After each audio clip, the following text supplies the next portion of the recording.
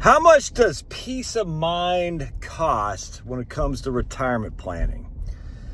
All right, so my brother and I, when I sit around with him and my sister, just kind of shooting the crap.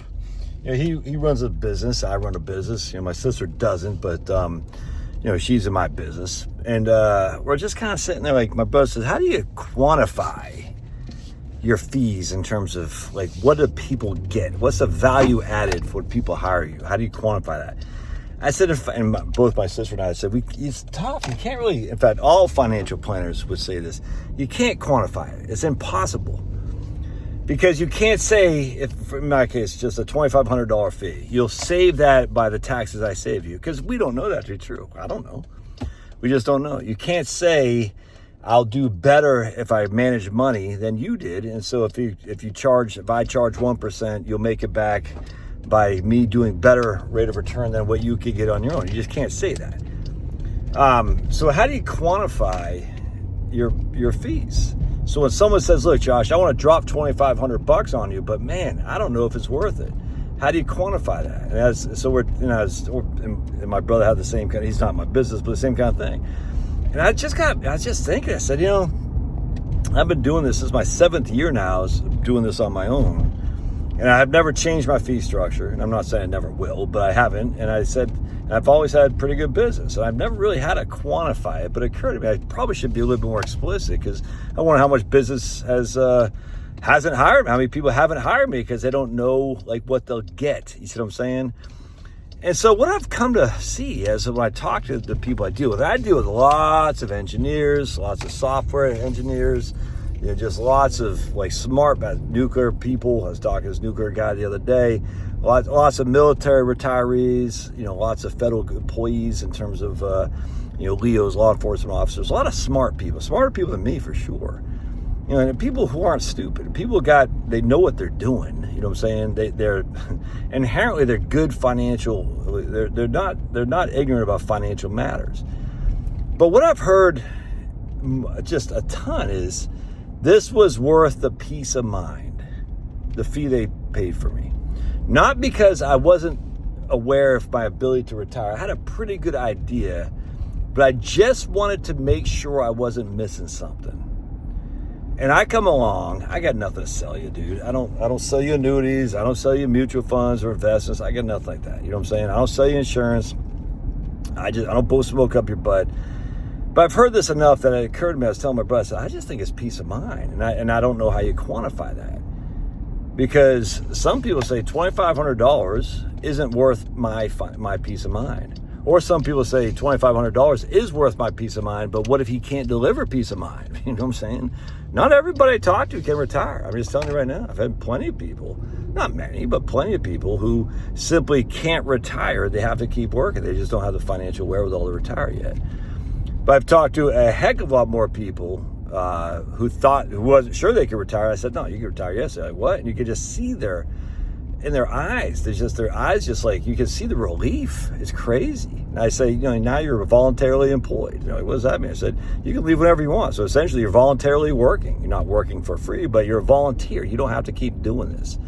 And you can just see the relief settling. Like, really? I said, "No, totally, man. Like, I'm just not having fun in this job anymore." I'm like, "Dude, you're fine." They said, "I had a pretty good idea, but I just wasn't sure. I just want to make sure I wasn't missing something." You see what I'm saying? And it feels great. Is that worth $2,500? Well, if that gets them out of the crap-built job earlier, sure. You see what I'm saying? I can't guarantee you that. But I've heard that so many times that apparently it is, or else people wouldn't keep coming back to me, or they wouldn't tell me that. And how do you quantify? They can't. And financial planning has been notorious on being unable. Like, Vanguard tried to do this alpha thing. Like, financial advisors will give you 3.5% on your rate of return. Then you could get on your own. It's just it's stupid. I've always hated that kind of stuff, because you can't say that. You just can't say a financial advisor will do this for you. They just don't know. And so where I always get people in terms of, well, so you don't do anything? That's not true. And we still talk asset location. Like, if you're a 60-40 investor, don't have 60% stocks and 40% bonds in a brokerage account, 60% stocks, 40% bonds in an IRA, 60% stocks and 40% bonds in a Roth. That's dumb. Don't do that.